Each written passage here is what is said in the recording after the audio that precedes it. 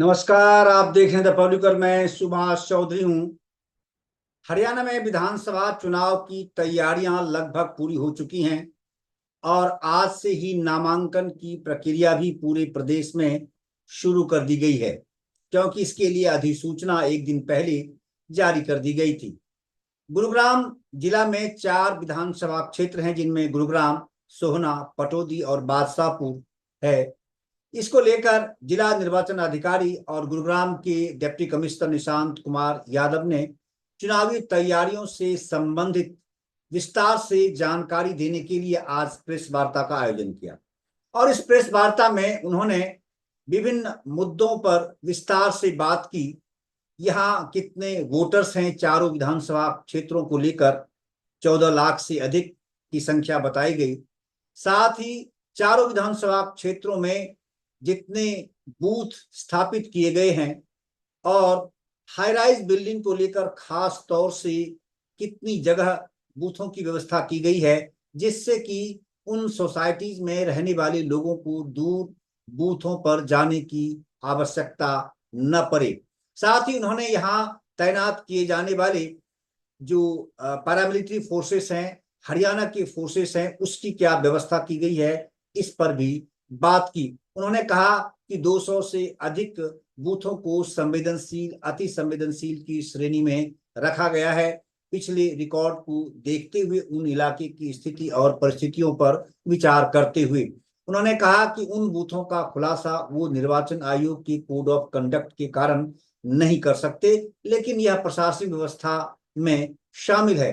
उन्होंने बादशाहपुर में एक धार्मिक आयोजन की परमिशन को रद्द करने के सवाल पर कहा कि इसमें कोई राजनीतिक दृष्टिकोण नहीं है, बल्कि इसके साथ साथ वहां जनहित में प्रशासनिक दृष्टिकोण को सामने रखा गया है। वहां की जो वीडियो सामने आई उससे यह पता चला कि सुरक्षा की व्यवस्था, अग्नि सुरक्षा की व्यवस्था और भी कई ऐसी असुविधाजनक स्थिति वहां देखने को मिली। अगर कोई ऐसी असावधानी हो जाती तो कोई बड़ी घटना हो सकती थी, जिसमें जनहानि की आशंका से इनकार नहीं किया जा सकता।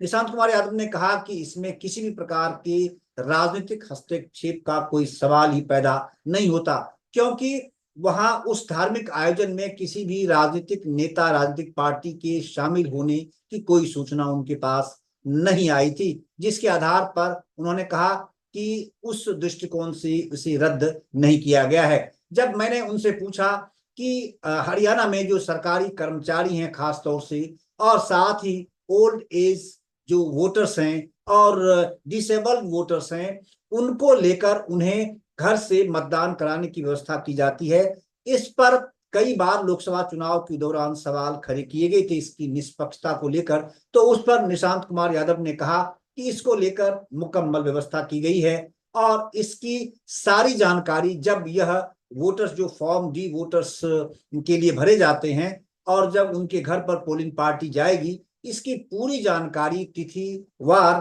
पॉलिटिकल पार्टीज को दी जाती है और उम्मीदवार अपना पोलिंग एजेंट उसके साथ भेज सकते हैं, सभी पोलिंग पार्टी के साथ, जिससे कि उसकी निष्पक्षता बरकरार रहे।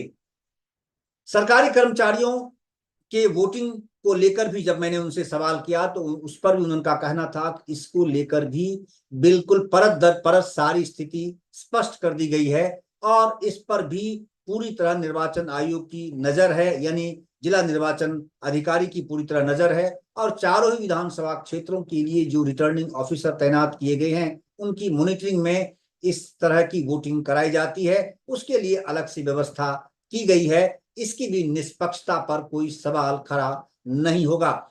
जब मैंने जिला उपायुक्त से दुर्गा पूजा के आयोजन को लेकर परमिशन के संबंध में सवाल किया तो उन्होंने कहा कि इसको लेकर वो खास निर्देश जारी करेंगे, जिससे कि आम लोगों को, जो कि शारदीय नवरात्र 3 अक्टूबर से 12 अक्टूबर तक है, इसके आयोजन को लेकर जिन लोगों को परमिशन लेनी है उन्हें भी किसी प्रकार की दिक्कत का सामना न करना पड़े, क्योंकि चारों ही विधानसभा क्षेत्रों में चुनाव लड़ने वाले प्रत्याशियों को भी अलग अलग प्रशासनिक विभागों से कई प्रकार की परमिशन या फिर उनसे एनओसी लेने की आवश्यकता पड़ती है। इसको लेकर उन्होंने सभी रिटर्निंग अधिकारियों के दफ्तर में ही अलग अलग विभागों के नोडल ऑफिसर्स को तैनात रहने का आदेश जारी किया है, जिससे कि उन्हें समय रहते और उसी स्थान पर ही उन्हें परमिशन मिल जाए, यानी एनओसी मिल जाए आवश्यकता अनुसार। इसी पर मैंने उनसे सवाल किया था कि आम आदमी जो दुर्गा पूजा के लिए परमिशन लेना चाहते हैं, उन्हें भी कई विभागों से एनओसी लेने की आवश्यकता पड़ती है और वो हिदर एंड दीदर वॉन्डरिंग, यानी यहाँ वहां यत्र तत्र उनको दौड़ना पड़ता है। ऑटोमेटिकली रिपोर्ट वापस एसडीएम के दफ्तर में नहीं आती है। इसको लेकर क्या व्यवस्था है, इस पर निशांत कुमार यादव ने कहा कि खास निर्देश वो इस संबंध में जारी करेंगे। आइए आपको सुनवाता हूं कि जिला निर्वाचन अधिकारी गुरुग्राम और डिप्टी कमिश्नर निशांत कुमार यादव ने क्या कुछ आज प्रेस वार्ता में कहा। और आप सब लोगों को मालूम है कि 16 अगस्त को हरियाणा में विधानसभा चुनाव की घोषणा चुनाव आयोग के द्वारा, निर्वाचन आयोग के द्वारा की गई थी और इस सिलसिले में आज उसकी नोटिफिकेशन की जारी हो गई है और आज से नामांकन भी शुरू हो गए हैं। इसका जो शेड्यूल है वो इस प्रकार से रहेगा कि 5 सितंबर यानी आज से हमारे यहाँ की चारों विधानसभा सीटें हैं जो गुरुग्राम जिले की है, जो कि पटौदी, बादशाहपुर, गुरुग्राम और सोमनाथ, इन चारों की नामांकन प्रक्रिया आज 5 सितंबर से शुरू होगी सुबह 11 बजे से और ये 12 तारीख तक चलेगी। 12 तारीख तक नामांकन पत्र जो है कैंडिडेट शाम को 3 बजे तक अपना दाखिल कर सकते हैं। 13 तारीख तक उन नामांकन पत्रों की जांच होगी, स्क्रूटनी होगी और 16 तारीख को शाम को 3 बजे तक विड्रॉल की लास्ट डेट है। अगर किसी कैंडिडेट को अपना नामांकन पत्र वापस लेना है तो 16 तारीख की 3 बजे तक ले सकता है और 3 बजे के बाद जो सिंपल अलॉटमेंट हो जाएगा, यानी चुनाव चिन्ह जो है वो कैंडिडेट्स को निर्धारित कर दिए जाएंगे। जैसा कि आप लोगों को मालूम है, जो पोलिंग की डेट है हमारी वो 5 अक्टूबर है, काउंटिंग की डेट 8 अक्टूबर है। इस सिलसिले में हमने डायरेक्शन जारी की है एक तो आम लाइसेंसेस को लेकर के कि जो भी आम लाइसेंस होल्डर्स हैं वो अपनी रेस्पेक्टिव एरिया के पुलिस स्टेशन में अपना आम लाइसेंस डिपॉजिट कराएं, जमा कराएं, अनलेस एक स्क्रीनिंग कमेटी है सीपी ऑफिस में। अगर किसी को लगता है कि किसी कारण से वो आम लाइसेंस रिटेन करना चाहता है, नहीं जमा कराना चाहता, तो उस स्क्रीनिंग कमेटी में अपनी एप्लीकेशन दे और उसके डिसीजन के बेसिस पे, थ्रेट असेसमेंट या बाकी कारणों के बेसिस पे अगर किसी को एग्जेम्पशन दिया जाना होगा तो एग्जेम्पशन दिया जाएगा। जो लिकर है उसमें भी जब साइलेंस पीरियड शुरू होगा, यानी जो चुनाव का हमारा डेट है 5 अक्टूबर, उसके 48 घंटे पहले यानी 3 अक्टूबर की शाम को 5 बजे के बाद से लिकर की सेल पे बैन रहेगा और हमारे लिकर बैंक्स बंद रहेंगे। सिमिलरली जो हमारे रेस्टोरेंट्स, बार्स भी हैं उनमें लिकर नहीं परोसी जाएगी, लिकर की सर्विंग नहीं की जाएगी। सिमिलरली जो काउंटिंग वाला दिन है हमारा 8 अक्टूबर, उसमें भी सेम प्रोसेस, लिकर बैंक्स बंद रहेंगे और जो बार रेस्टोरेंट पे जो लिकर की सेल है वो नहीं होगी। उसके भी आदेश पारित कर दिए गए हैं। इसके अलावा जैसा आप लोगों को मालूम है कि हमारे पूरे जो डिस्ट्रिक्ट है उसमें लगभग सबसे बड़ा, मैं कहूँगा कि 2 सबसे बड़ी हमारी विधानसभाएं वोटर्स के पॉइंट ऑफ व्यू से भी और बूथ के पॉइंट ऑफ व्यू से भी हरियाणा की 2 सबसे बड़ी विधानसभाएं हमारे यहाँ पे हैं, क्योंकि बादशाहपुर और गुरुग्राम है। हमारे यहाँ कुल 4 विधानसभाएं हैं, जैसा कि मैंने बताया। टोटल मिला के 14,97,000 हमारे यहाँ वोटर्स हैं। सबसे बड़ी विधानसभा बादशाहपुर में 5,17,000 है और गुरुगांव में 4,41,000 वोटर्स है। पटौदी में 4,54,000 है और सोना में 4 लाख, पटौदी में 2,54,000 है और सोना में 2,83,000 है। कुल मिला के 14,97,000 वोटर्स हमारे यहाँ गुरुग्राम जिले में पड़ते हैं। बूथ की अगर मैं बात करूँ तो 1504 टोटल बूथ है हमारे यहाँ। बादशाहपुर में 518 है, जो कि अगेन सबसे ज्यादा बूथ है पूरे हरियाणा में। गुड़गांव में 435 बूथ है, पटौदी में 259 है और सोहना में 292। तो ये हमारा एक जनरल इलेक्टोरल डेमोग्राफिक्स जो मैं बताना चाह रहा था, इतने लोग हैं। आप लोगों को मालूम है कि जैसे ही चुनाव की घोषणा जो है माननीय निर्वाचन आयोग के द्वारा की जाती है, उसी दिन से मॉडल कोड ऑफ कंडक्ट में आ जाता है और जो आचार संहिता के जितने भी नियम है वो सबको लागू होते हैं। तो 16 अगस्त से ही आचार संहिता जो लागू हो गई है और उसमें काफी सारी चीजों के रिस्ट्रिक्शंस जो है लगा दी जाती है और ये इंश्योर करने के लिए कि जो कैंडिडेट्स और पॉलिटिकल पार्टी है उनको लेवल प्लेइंग फील्ड मिले और अच्छे सौहार्दपूर्ण माहौल में चुनाव लड़ा जाए, चुनाव आयोजित किया जाए। इसी सिलसिले में हमने प्रशासन ने काफ़ी अरेंजमेंट्स की हैं। एक तो जितने भी हमारे शहरों में या रूरल एरियाज में, गांव में, चाहे वो नगर शहरों में नगर निगम गुड़गांव हो, नगर निगम मानेसर हो, नगर परिषद भदोही हो, नगर परिषद सोहना है और नगर पालिका भरूच है, और इसके अलावा हमारी सारी 160 पंचायतें, इन सब में मॉडल कोड के लिए हमने नोडल ऑफिसर्स लगाए हैं।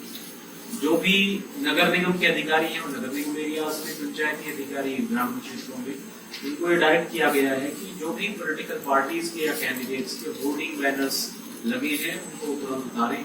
कहीं पे वॉल पेंटिंग्स की गई है, पोस्टर्स लगे हैं, पैम्फलेट्स लगे हैं, बैनर्स लगे हैं, इन सबको तुरंत क्लियर करें, क्लीन करें, ताकि मॉडल कोड ऑफ कंडक्ट का पालन प्रॉपर तरीके से किया जा सके। रेगुलर बेसिस पे इस पे हमारी टीमें काम कर रही हैं।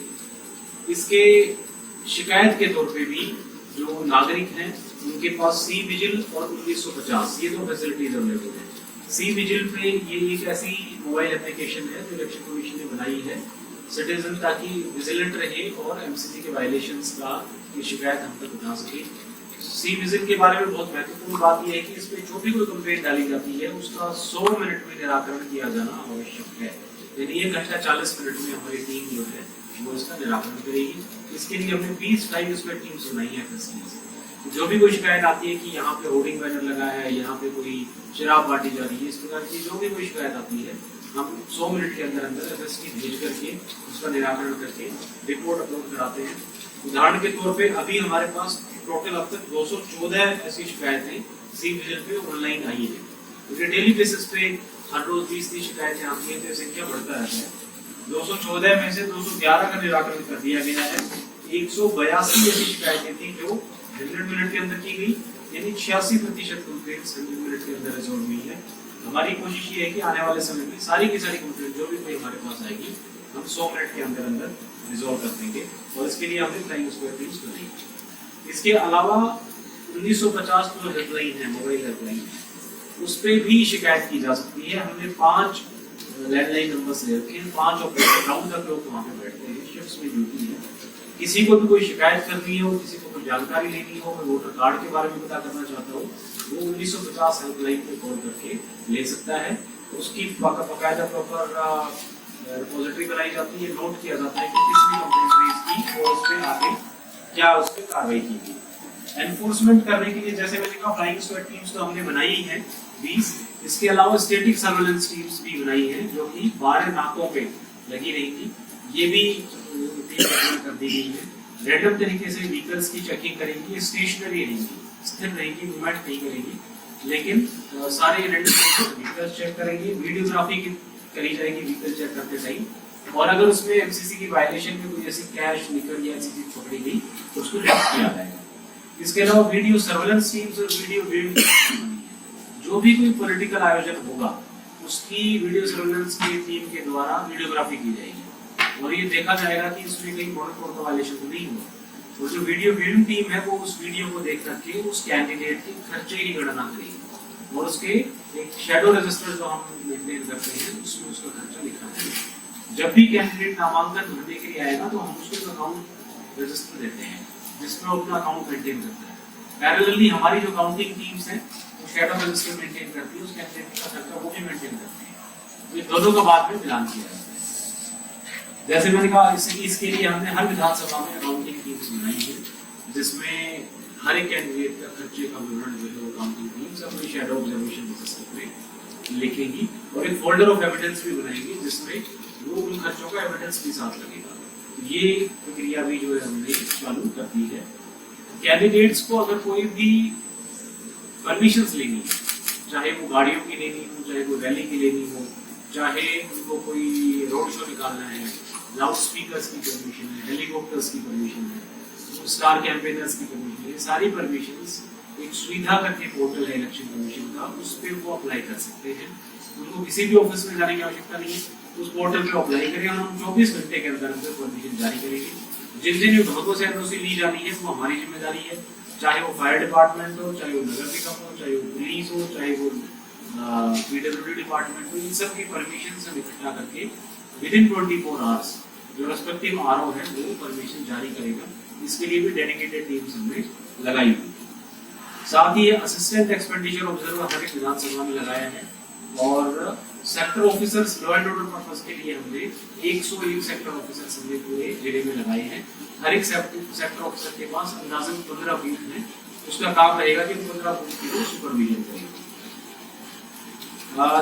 इलेक्शन कमीशन भी यहाँ पे ऑब्जर्वर्स भेजती है, तो एक जनरल ऑब्जर्वर 2 सीटों के लिए एक जनरल ऑब्जर्वर इलेक्शन कमीशन ने अपॉइंट किया है। तो यानी पूरे जिले में जो 4 सीटें होती है, 2 जनरल ऑब्जर्वर, 2 एक्सपेंडिचर ऑब्जर्वर और 1 पुलिस ऑब्जर्वर, ये जो है इलेक्शन कमीशन द्वारा भेजे जाएंगे। एक्सपेंडिचर ऑब्जर्वर्स आज रिपोर्ट कर देंगे, जो जनरल ऑब्जर्वर्स हैं वो 11th को they will be reporting in the district. वो भी ये नजर रखेंगे कि पूरी इलेक्शन की प्रोसेस सौहार्दपूर्ण तरीके से हो और नियमानुसार हो, कहीं पे रूल्स का मॉडल कोड ऑफ कंडक्ट का किसी का भी कोई वायलेशन ना हो। लॉ एंड ऑर्डर की चूंकि मैं अभी बात बता रहा था, तो जो हमारे 1504 बूथ उनमें से लगभग 200 बूथ हमने क्रिटिकल रखे। 200 बूथ हमने क्रिटिकल रखे, क्रिटिकल इस आधार पर रखे गए जहाँ पे हमें ये अंदेशा है, आशंका है कि कुछ ग्रुप ऑफ वोटर्स में आपस में वायलेंस हो सकती है, तनातनी हो सकती है, हॉटली कंटेस्टेड इलेक्शंस हो सकते हैं, या कुछ वोटर्स को वोट डालने से रोका जा सकता है, झगड़ा हो सकता है। ऐसे लगभग 200 बूथ को हमने इलेक्शन कमीशन को भेजा है क्रिटिकल डिक्लेयर करने के लिए, और वहाँ पे पैरामिलिट्री फोर्सेस की डिप्लॉयमेंट जो है हरियाणा पुलिस के साथ साथ पैरामिलिट्री फोर्सेस की डिप्लॉयमेंट भी की जाएगी। इसके लिए सफिशिएंट संख्या में पैरामिलिट्री की कंपनीज भी हम डिमांड हमने करी है। सबसे महत्वपूर्ण जब गुरुग्राम की बात आती है, जनरल परसेप्शन है कि it's a very urbanised area, तो आमतौर पे देखा गया है कि वोटिंग परसेंटेज हमारा, वोटिंग टर्नआउट रेशियो रिलेटिवली कम रहता है। हालांकि लोकसभा इलेक्शंस में गुरुग्राम के वोटर्स ने बहुत अच्छा काम किया, मैं बधाई देता हूँ। हमारा वोटिंग टर्नआउट रेशियो 62% था, जो कि आसपास के पूरे एनसीआर एरियाज में, चाहे वो दिल्ली की सभी लोकसभा सीट हो, चाहे गाजियाबाद, नोएडा, फरीदाबाद हो, उन सबसे बेहतर हमारा वोटिंग टर्नआउट रेशियो था। इस बार भी उम्मीद है कि चारों विधानसभाओं में वोटिंग परसेंटेज अच्छा रहेगा। इसके लिए हमने काफी सारी वोटर अवेयरनेस एक्टिविटीज की है। जैसे आरडब्ल्यूएस की हमने एक कॉम्पिटिशन शुरू की है। लोकसभा चुनाव में भी हमने आरडब्ल्यूएस का कॉम्पिटिशन किया था, जिनको आरडब्ल्यूएस में बेटर वोटिंग टर्नआउट था, हमने उनको अवार्ड भी दिया है। इस बार भी हम उनको रिवॉर्ड करेंगे और हमने आरडब्ल्यूएस को कहा है कि वो ज्यादा संख्या में वोट डालें। और पिछली बारी बड़ी ये अच्छी बात थी, मेरे पास सोशल मीडिया के थ्रू भी और आप सब फोटो साथियों के थ्रू भी बहुत सारे मैसेजेस आए, जिसमें आरडब्ल्यूएस ने घर घर जाकर के वोटर्स को कहा कि आपका अभी वोट नहीं देना है, आप वोट डालने के लिए जरूर हैं। एक तो हमने आरडब्ल्यूएस में कॉम्पिटिशन भी कराया है, हर एक आरडब्ल्यूएस में ओथ के लिए हम वॉल ऑफ डेमोक्रेसी जो है वो हमने उनको कहा है कि वो लगाएं और सारे लोगों को इकट्ठे करके वो दिलवाई कि वो निष्पक्ष तरीके से मतदान करेंगे और बूथ को वोट डालने जरूर जाएंगे। अर्बन अपैथी को रोकने के लिए आमतौर पर देखा गया कि अर्बन एरियाज में, पर्टिकुलरली हाई राइजेस में रहने वाले लोग कई बार वोट डालने नहीं जाते, क्योंकि उनको एक कन्वीनियंस फील होती है कि उनका बूथ 2-3 किलोमीटर दूर है, किसी गांव की सरकारी स्कूल में है। तो हमने 126 ऐसे बूथ बनाए हैं 126 जो हाई राइजेस के अंदर ही हैं, चाहे उनके क्लब हाउस में है, चाहे उनकी सोसाइटी के अंदर जो स्कूल है उसमें है, डिस्पेंसरी में है, तो कोई भी कॉमन बिल्डिंग में है। तो 126 बूथ ऐसे बनाए गए हैं। 52 बूथ लोकसभा से पहले बनाए थे और 74 जो है हमने इस दौरान डिफरेंट आरडब्ल्यूएस की रिक्वेस्ट के बेसिस पे हमने बनाई है। तो हमारा मानना है कि इन 126 बूथों में लगभग हमने 1.5 लाख वोटर्स को जोड़ा है। तो ये एक हमारे लिए बड़ा एक प्लस साबित होगा और इन हाई राइजेस में विशेष करके वोटिंग परसेंटेज इस बार बेहतर रहेगा और जो अर्बन अपैथी है इससे लड़ने में, काउंटर करने में हमें मदद मिलेगी। हमने कॉलेजेस को भी अप्रोच किया है। हमारे 41,000 वोटर्स ऐसे हैं जिले में जो 18-19 साल के हैं, यानी जब वोट डालने की आपकी शुरुआती उम्र होती है 18 साल, उसके 2 साल के अंदर के जो वोटर हैं वो 41,000 है। तो हमारी कोशिश ये रहेगी कि इन वोटर्स को भी हम ज्यादा से ज्यादा टारगेट करें, क्योंकि आमतौर पर देखा जाता है कि युवा कई बारी समहाउ बहुत ज्यादा इंटरेस्टेड नहीं होते वोटिंग में। तो हमने इनको जोड़ने के लिए यूनिवर्सिटीज में प्रोग्राम्स करे हैं, यूथ के लिए सेल्फी कैंपेन्स और इस तरह के अलग-अलग क्विज कॉम्पिटिशन ये सब चलाए हैं, ताकि ये 41,000 को स्पेशली टारगेट करके इनको बूथ तक लेके आ सके। अगर हम इन 41,000 जो यूथ है इनकी वोटिंग परसेंटेज बढ़ा सके तो हमारे लिए एक बड़ी कामयाबी है। जो सीनियर सिटीजन हैं, जो एजेड लोग हैं, उनके लिए इलेक्शन कमीशन ने एक प्रोविजन दिया है जिसको हम होम वोटिंग भी कहते हैं। तो हमने फॉर्म 12 जो है वो सारे ऐसे एलिजिबल होम वोटर्स को बांट दिया है। फॉर्म 12 में उनको अपनी सहमति देनी होती है कि वो बूथ पे जाके वो वोट करना चाहेंगे या घर पे ही वो वोटिंग करना चाहेंगे। हमारे जिले में लगभग 20,000 ऐसे वोटर्स हैं जो 85 साल से 85 ईयर्स से ऊपर हैं and hence they are eligible for home voting. Similarly लगभग 9,000 के आसपास ऐसी पर्सनल डिसेबिलिटीज हैं जो एलिजिबल है होम वोटिंग। इन 29,000 लोगों को हमने फॉर्म 12 भरवाए हैं और आने वाले 4-5 दिन में हम उनके भरे हुए फॉर्म्स कलेक्ट कर लेंगे। जो लोग ये कंसेंट देते हैं कि हम होम वोटिंग करेंगे तो हम उनको फिर अपनी टीम में बना सकते हैं। एक्चुअल वोटिंग डेट है जो 5 अक्टूबर, उससे पहले ही उनके घर पे हमारी टीमें जाएंगी और पोस्टल बैलेट के थ्रू उनका वोट डलवाएंगे। लोकसभा चुनाव में भी लगभग हमने ऐसे 2,000 लोगों को वोटिंग करेंगी। इस बार भी हमारी कोशिश है कि जितने भी लोग वोट करेंगे होम वोटिंग के लिए उनको हम घर पे वोट डलवाएंगे। फिर भी हमारी कोशिश ये रहेगी, चूंकि वोटिंग जो डे है वो आपका एक लोकतंत्र का पर्व है, त्योहार है, तो ज्यादा से ज्यादा लोग बूथ तक आए, अपनी एक्सपीरियंस करें वोटिंग को। तो उसके लिए हमने पिकअप ड्रॉप फैसिलिटी भी शुरू की है जो कि विशेषकर सीनियर सिटीजन्स और पर्सन विद डिसेबिलिटीज के लिए रहेगी। ये लोग 1950 हेल्पलाइन पे फोन करके अपना नाम, मोबाइल नंबर, एड्रेस नोट करवा सकते हैं और हमारी तरफ से उनको पिकअप करके बूथ तक छोड़ा जाएगा वोटिंग के लिए, वापस इनको घर छोड़ा जाएगा। इसी प्रकार से हमने लोकसभा इलेक्शंस में लगभग 500 बूथों पर वॉलंटियर्स तैनात किए थे। ये वॉलंटियर्स एनसीसी एनएसएस के बच्चे थे। ये पहली बार इस तरह का प्रयोग यहाँ पे किया गया और मुझे बड़ी खुशी हुई। मैंने खुद इन एनसीसी एनएसएस के वॉलंटियर्स के बच्चों से इंटरेक्शन किया। वो बच्चे इतने खुश थे क्योंकि वो खुद तो वोटर्स उनमें से ज्यादातर नहीं है क्योंकि वो 18 साल से कम है, लेकिन एक तो उनकी जागरूकता इससे बहुत बढ़ी। उनको लोकतंत्र के प्रति, वोटिंग के प्रति इतनी जानकारी मिली और उनमें एक जज्बा आया, प्रण आया कि भाई हम भी जब एलिजिबल होंगे तो अपना वोट बनाएंगे, वोटिंग करेंगे।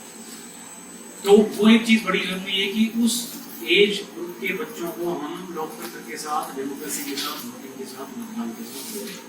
तो ये जो वॉलंटियर सपोर्ट करने की प्रोसेस में एक तो हमारी ये कामयाबी रही कि उससे हमने उनको एक तरीके से मोबिलाइज किया, उनको हमने लिटरेट किया, इस चीज के बारे में बताया।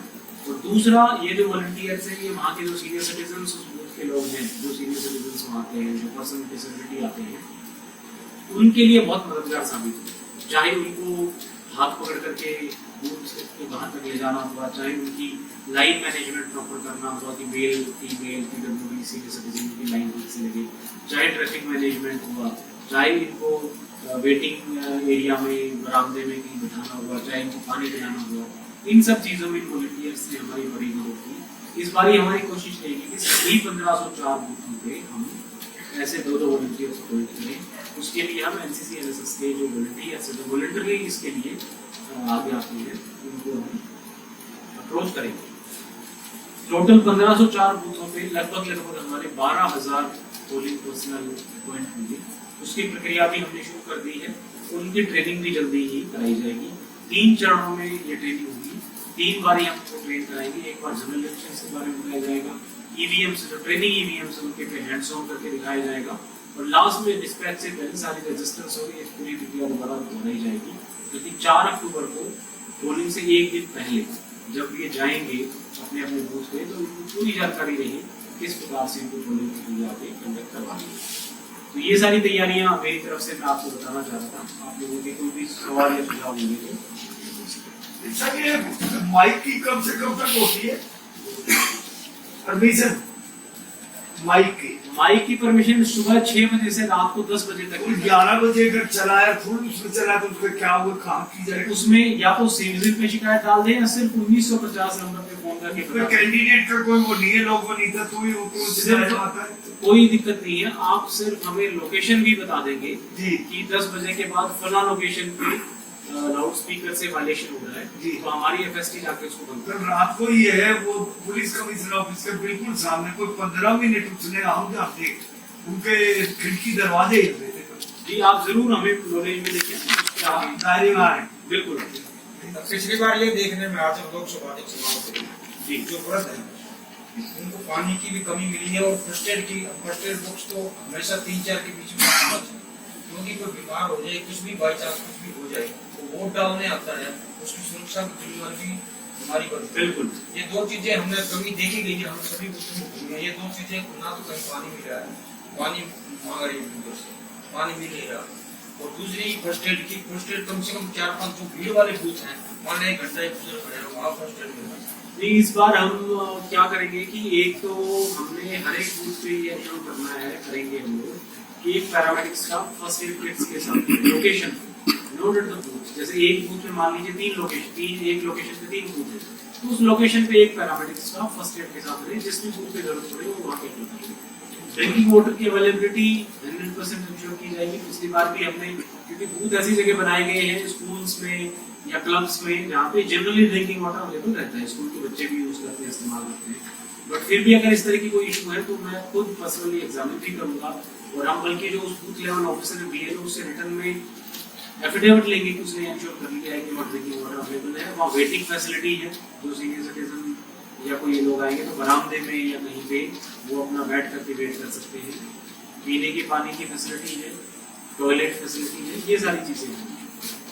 एक इवेंट का अभी बात चल रही है, उसको कैंसिल कर दिया गया, उसको लेकर के काफी कुछ चर्चा चल रही है, रेलिगेशंस भी लग रहे हैं, तो क्या वजह से? ये सेक्टर 70 में एक इवेंट था जिसकी परमिशन STM के द्वारा पहले दी गई थी, एक रिलीजियस इवेंट था ये। मैं स्पेसिफाई भी कर दूं कि मॉडल कोड ऑफ कंडक्ट में ये बिल्कुल स्पष्ट है कि कोई भी रिलीजियस इवेंट को पॉलिटिकल एक्टिविटी के साथ क्लब नहीं किया जा सकता। तो अगर रिलीजियस इवेंट है, चाहे वो ओपन एरिया में हो रहा हो, चाहे मंदिर में, मस्जिद में, चर्च में, गुरुद्वारे में, किसी भी रिलीजियस प्लेस में हो रहा हो, वहां सिर्फ उससे संबंधित चीजें ही हो सकती हैं। अगर कोई भी पॉलिटिकल एक्टिविटी होती है तो वो सीधे मॉडल कोड ऑफ कंडक्ट की वायलेशन की है।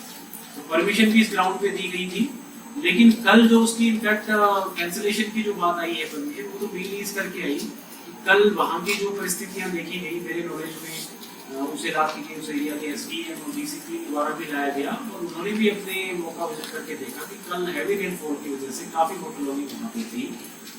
ये बिल्कुल प्रबंध नहीं थे, मेरे ख्याल से जो मुझे बताया गया कि काफी बड़ी संख्या में लोग आए थे, और किस प्रकार से वो निकले उसके भी बढ़िया प्रबंध नहीं थे। बहुत सारी इलेक्ट्रिक वायर्स ऐसी थी जो अगर वाटरलॉग्ड एरिया में जाती हैं तो जान माल का नुकसान हो सकता था, स्टैम्पीड होने की, भगदड़ होने का एक अंदेशा उसमें बना हुआ।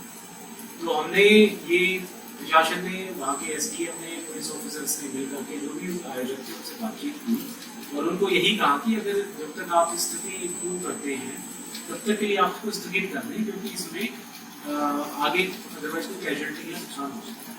दैट वाज द रीजन जिसके बेसिस पे परमिशन की गई है। अगर सिचुएशंस बिल्कुल नॉर्मल होती हैं और दोबारा परमिशन के लिए अप्लाई किया जाता है तो दोबारा परमिशन देते हैं। जितनी बार सुविधाओं की कमी थी, एग्जैक्टली, पॉलिटिकल तो नहीं था, नोट इट वाज नोट, मतलब उस तरह की कोई हमारे पास शिकायत भी नहीं आई कि कोई मॉडल कोड का वायलेशन हुआ। लेकिन मेनली कल के जो वीडियोस और कल की जो परिस्थिति हमारे देखेगी, 2-3 फुट पानी, जिसमें पानी लोग इकट्ठे 1000-2000 लोग एक सेक्टर में एक करके निकल रहे हैं, धक्का मुक्की हो रही है, उसमें कोई भी अनहोनी घटना जो है बहुत आसानी से हो सकती थी। अगर एक आदमी भी पानी में गिर गया और उसके ऊपर से लोग कुचल के चले गए तो यू नेवर नो। और विशेष करके जो बिजली के तार हैं, अगर एक भी बिजली का तार उसमें पानी को छू जाए तो बहुत बड़ी ट्रेजेडी होने की स्थिति है। ऐसी परिस्थिति में परमिशन कंटिन्यू नहीं की जा सकती थी, इसलिए हमने इस एरिया में कुछ स्पेसिफाई नहीं है। तो इसमें बूथ की सूचना हम आपको एग्जैक्टली तो बूथ नंबर और डिटेल तो नहीं बता सकते, क्योंकि वो इलेक्शन कमीशन की गाइडलाइन से कहती है कि उनको पब्लिकली डिस्क्लोज ना किया जाए, क्योंकि ये चीज आपसी सौहार्द को थोड़ा सा अफेक्ट कर सकती है। सभाओं में सबसे ज्यादा मेरे ख्याल पटौदी और सोना में जो हमारे बूथ है, वो विशेष करके उन एरियाज में है जहाँ या तो आपस में पॉलिटिकल राइवलरी की वजह से कुछ झगड़ा हुआ है, या रिलीजियस एंगल से कोई झगड़े की अंदेशा है, या कास्ट लाइंस पे झगड़े का अंदेशा है। इस ग्राउंड्स पे हमने अरेंज किया। इस सब जो 20,000 और 9,000 वोटर्स हैं ओल्ड एज और डिसेबल जो है, उसकी निष्पक्षता को लेकर सवाल लोकसभा में के चुनाव के दौरान भी काफी कुछ बातें आई थी। तो इसको कैसे इंश्योर करते हैं? क्या पोलिंग एजेंट्स जो पॉलिटिकल पार्टीज की होती हैं, क्या उसको इंश्योर कर पाएंगे? क्या आपने बहुत अच्छा सवाल पूछा, और मैं इनफैक्ट एक पूरी प्रोसेस में बताना ये चीज शुरू की थी। तो जैसे मैंने कहा कि ये जो 29,000 लोग हैं टोटल जो हमारे जिले में एलिजिबल हैं होम वोटिंग के लिए, इनको अभी हमने फॉर्म 12 डिस्ट्रीब्यूट किया है। 5 दिन तक ये अपना फॉर्म 12 भर के दे देगी कंसेंट कि हमें घर पे ही वोट करनी है। जितने लोग कहेंगे कि हमें घर पे वोट करनी है, विधानसभा वाइज इसका शेड्यूल बनेगा कि हमारी टीम किस वोटर के यहाँ कितने बजे रहेगी। उसके लिए मल्टीपल टीम्स लगाते हैं, 1-2 गाड़ियां तैयार करते हैं, उसमें 2 लोगों की पोलिंग पार्टी, मत जो बेसिकली आपका कलेक्टिंग मतपेटी टाइप जो है वो, पोस्टल बैलेट्स, एक सुपरवाइजर जिसको सेक्टर ऑफिसर कहते हैं, एक वीडियोग्राफर जिसकी प्रेजेंस में सारी प्रक्रिया होती है, ये बीएलओ, ये सारे लोग बैठ करके रहते हैं। और आमतौर पे हम ये प्रक्रिया 2-3 दिन में पूरी करा लेते हैं। तो एक टीम को लगभग कहा जाता है कि 50 से 2-3 दिन में 50-60 लोगों की यहाँ होगी। इस प्रकार से मल्टीपल टीम्स बनाते हैं। तो ये जो शेड्यूल हम बनाते हैं इसको हम पॉलिटिकल पार्टीज और कैंडिडेट्स के साथ शेयर करते हैं। और हम कैंडिडेट्स को ये भी बताते हैं, मैंने कम से कम 5-6 मीटिंग्स पॉलिटिकल पार्टीज के साथ ली है। अभी तक चूंकि कैंडिडेट्स थे नहीं, आगे कैंडिडेट्स के साथ भी आरोज मीटिंग करेंगे, उनको भी सूचनाएं देंगे। तो कैंडिडेट्स को ये बताया जाता है कि आपका कोई भी ऑथराइज एजेंट है वो इस पोलिंग पार्टी के साथ जा सकते हैं, घर तक जा सकता है, घर के अंदर भी जा सकता है। हम घर के अंदर जाने के बाद एक छोटा सा कंपार्टमेंट बनाते हैं, एक जो शीट होती है उससे, उसके अंदर वो नहीं जाके देख सकता कि किसको वोट डाला गया, लेकिन घर के अंदर तक जाकर के ये जरूर देख सकता है कि ये जो वोटर है जेन्युइन वोटर है या नहीं, क्या ये 85 साल से ऊपर पीडब्ल्यूडी है या नहीं, और होम वोटिंग क्राइटेरिया फॉलो करता है या नहीं। All the candidates they can send their representatives with these teams, और उन कैंडिडेट्स की प्रेजेंस में ही हम वोटिंग। एक सवाल और इससे जुड़ा हुआ, जो गवर्नमेंट एम्प्लॉई हैं, जैसे पिछली बार हरियाणा पुलिस के जवान हैं या और जो ऑन ड्यूटी होते हैं, उनके लिए भी इस प्रकार की व्यवस्था रहती है। तो उसको लेकर पिछली बार जो हरियाणा पुलिस एसोसिएशन है उसने भी इस पर सवाल खड़े किए थे कि इसकी निष्पक्षता पर बहुत बड़ा सवाल उन्होंने लगाया था कि ये ठीक नहीं है। वो बड़ा ऑब्जेक्शनल शब्द उन्होंने यूज किया था पिछली बार कि डकैती हो गई हमारी वोटिंग की। ये कैसे इंश्योर करेंगे, क्योंकि उसमें उन्होंने ये कहा था कि जो उनके सीनियर ऑफिसर्स हैं, चाहे वो डीएसपी हैं, एसीपी रैंक के हैं, उनके पास वो उनके फॉर्म या उनके बैलेट चले जाते हैं और वो अपनी मनमर्जी से उसमें वोट स्टैम्प मार कर वो वापस करते हैं। इस प्रकार की शिकायतों का कैसे? बिल्कुल, इसमें मैं अगेन प्रोसीजर क्लियर करूँ। आपने ये जो पूछा है, जितने भी हमारे एम्प्लॉई हैं, ये बल्कि हालांकि थोड़ी जटिल प्रक्रिया है। उदाहरण के तौर पे मैं आपको एक एग्जांपल से क्लियर करूंगा। मान लीजिए एक पुलिस का जवान है और एक हमारा टीचर है। यहाँ पुलिस के जवान की ड्यूटी पूछ के लगी, टीचर की भी पूछे पुलिस ऑफिसर के पूछ लगी, पुलिस जवान की सिक्योरिटी पर्सन के तौर पर लगी। एक मान लीजिए अम्बाला जिले में उसका वोट है और एक का हिसार जिले में है, हिसार विधानसभा। तो वो हमें फॉर्म भर के देते हैं, जिसको फॉर्म पोस्टल बैलेट के फॉर्म भर कहते हैं। वो भर के देंगे कि मेरा पोस्टल बैलेट वहां से मंगवाया। हम इतने ये सारे फॉर्म कलेक्ट करेंगे पूरे हमारे जिले में जितने हैं, और हम इसको सेग्रीगेट करेंगे जिले वाइज। हिसार की एक जगह रखेंगे, अम्बाला की एक जगह रखेंगे, सिरसा की एक जगह रखेंगे, ऐसे। फिर हम वहाँ के जो डिस्ट्रिक्ट इलेक्शन ऑफिसर डीसी से उनको फॉर्म भेज देंगे, वो उसको फिर वहाँ विधानसभा वाइज छाटेंगे और वो अपने वहाँ के आरओ को भेजेंगे। वहाँ का आरओ पोस्टल बैलेट जारी करेगा उस विधानसभा का, जिसमें उसको उस विधानसभा के कैंडिडेट्स की सूची होगी, वो सील्ड तरीके से वो हमारे पास आएगा। फिर हम यहाँ पे सेक्टर 14 में बूथ बनाते हैं, जहाँ पे हमारे एम्प्लॉइज की ट्रेनिंग होती है। वो पोस्टल बैलेट किसी को नहीं दिए जाते, वो वही बूथ पे रखे रहते हैं। पोलिंग पार्टी वहाँ पे रहती है, 4 लोगों की प्रिसाइडिंग ऑफिसर, सिक्योरिटी रहती है। कैंडिडेट्स को कहा जाता है कि वो अपने एजेंट्स भी वहाँ पे बूथ पे बैठाएं। तो टिपिकली जैसे नॉर्मल इलेक्शन वाले दिन ईवीएम वाला बूथ फंक्शन करता है, वैसे ही ये बूथ काम करता है। और जो भी एम्प्लॉय ट्रेनिंग लेने आता है वहाँ पे इलेक्शन की, उसको कहा जाता है कि भाई आप अपने जिले के बूथ पे जाओ और वहाँ वोट डाल दो, आपका बैलेट पेपर वहाँ को मिल जाएगा। वो वहाँ जाता है, अपना नाम डिटेल बताता है, उसका बैलेट पेपर उसको निकाल के दे दिया जाता है, वो वोट डालता है, उसको पेटी में डालता है। तो ये प्रक्रिया रहती है। ये वोट्स किसी को नहीं दिए जाते, ये बेसिकली यही जो हमारा स्ट्रॉन्ग रूम उसमें रखे जाते हैं और वो खुद एम्प्लॉय वोट डालता है, उसका बकायदा आइडेंटिफिकेशन आईडी को देखा जाता है और कैंडिडेट्स के एजेंट्स भी वहाँ बैठे रहते हैं, किसी को ऑब्जेक्शन हो तो वो भी देख सकते हैं। तीसरा भी एक सवाल और, क्योंकि मॉडल कोड ऑफ कंडक्ट अभी लागू है और बिल्कुल चुनाव के मुहाने पर ही दुर्गा पूजा जो शारदीय नवरात्र का समय आता है 10 दिन का, 3 अक्टूबर से 12 अक्टूबर के बीच में, और बड़ी संख्या में पूर्वांचली आउटसाइड बहुत सारे लोग यहाँ रहते हैं, जो बड़े पैमाने पर मुझे लगता है दर्जनों यानी सैकड़ों जगहों पे आयोजन होता है दुर्गा पूजा का 10 दिन लगातार। उसके परमिशन को लेकर के लोगों को थोड़ी समस्या होती है। बहुत वांडरिंग इधर उधर। जैसे आपने कहा कि इलेक्शन की दृष्टि से कैंडिडेट्स को जिस प्रकार की परमिशन चाहिए वो सुविधा पर जाकर वो हासिल कर सकता है, उनको कहीं वांडरिंग करने की आवश्यकता नहीं है। लेकिन इस दृष्टि से लोगों को, जैसे आपके यहाँ अगर अप्लाई किया, फिर वो 3-4 डिपार्टमेंट से उनको परमिशन की आवश्यकता होती है, फॉर एग्जांपल पुलिस कमिश्नर या फिर एमसीजी फायर है या एसडीएम जहाँ भी, उसको लेकर के वो ऑटोमेटिकली वो वापस नहीं आती है वो चीजें नहीं, उनकी उसका मैं आपको रिपोर्ट्स। एग्जांपल बताता हूँ। तो हमने क्या किया है, यहाँ हर एक आरओ के पास एक पुलिस का नोडल आदमी, एक एमसीजी का नोडल आदमी, एक फायर का नोडल आदमी और ऑफिस में बिठा दिया। तो जैसे ही किसी ने अप्लाई किया वो वही की वही परमिशन दे देंगे, कहीं एप्लीकेशन अच्छा, ये तो कैंडिडेट्स के लिए है। मैंने कहा कि दुर्गा पूजा जो रिलीजियस प्रोग्राम जैसे कोई आयोजित प्राइवेट आदमी कोई करता है, जी गणेश उत्सव है, दुर्गा पूजा है, दैट्स अ वैलिड पॉइंट। मतलब नॉन पॉलिटिकल कोई एक्टिविटी है, Yes, रिलीजियस yes, एक्टिविटी, जी, और उसके लिए कोई परमिशन चाह रहा है तो कई जी, बार डिले होता है। जी। वी विल एंश्योर कि ये भी अगेन टाइम बाउंड तरीके से हो सकता है। विद इन 24 आवर्स तो ना हो पाए, जी, जी। बट एटलीस्ट 2-3 दिन के अंदर अंदर ये परमिशन जारी हो जाए, इसकी गाइडलाइंस उसको जारी हो जाए।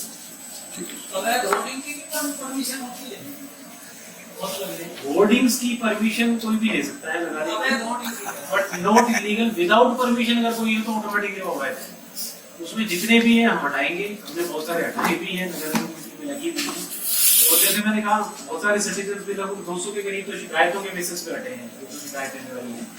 आप भी मीडिया साथियों से मेरा ये आग्रह रहेगा, इसको इतना पब्लिसाइज करें कि हर आदमी, और वो बहुत सरल प्रक्रिया है, सीबीसी लैब खोलो, फोटो खींचो और डाल दो कि यहाँ पे लोकेशन अपने आप होगा। यहाँ की हमने बहुत सारी बार ही तो क्लियरेंस कराई है।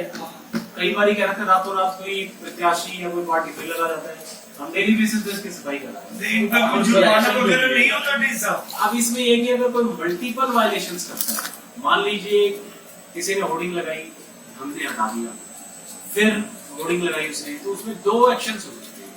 एक तो ये कि उसका खर्चा उसके एक्सपेंडिचर में बुक कर दिया जाए कि भाई आपने भले ही परमिशन ली हुई, होर्डिंग लगाना कुछ गलत नहीं है, आप बिल्कुल लगाएं, बस ये कि हमें सूचना देके लगाएं ताकि उसका खर्चा हम आपके खाते में जोड़ दें। अदरवाइज हर प्रत्याशी को, हर पार्टी को अपना प्रचार करने का हक है, ये भी इलेक्शन का हिस्सा है प्रचार प्रसार में।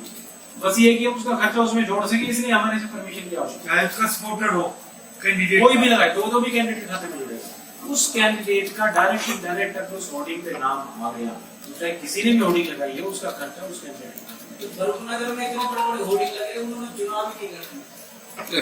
तो खैर वो देता भी संसारी होर्डिंग है। अच्छा, ये मैं तो आप क्लियर करें। ऑटो के चर्चे में इतने सारे लगे हुए हैं, छोटी सी मीटिंग हुई थी, पर उसके बाद ऑटो यूनियन से टाई अप हुआ। हमने ये भी पुलिस को कहा है कि भाई ऐसा कोई ऑटो जो चलता हुआ पाया गया उसका तुरंत चालान करें। यूनियन ये कहती थी कई सारे होर्डिंग ऐसे जो पूरी बॉडी जो है ना उसकी बनी हुई है, तो उसमें उनको थोड़ा समय चाहिए। ऑटो चालक को कई बार बहुत उसका अगर 2-3 दिन उसने काम में लगा दिया, उसकी दिहाड़ी खराब हो जाती है और उसका ठीक ठाक खर्चा भी आता है उसको पूरी बॉडी को हटवाने में। तो हमने उस समय उनको थोड़ा सा 2-4 दिन का रिलैक्सेशन दिया था कि इस दौरान हटा दो, बट अदरवाइज इन सबको चालान करेंगे अगर कोई ऐसा। ठीक है, थैंक यू सो मच।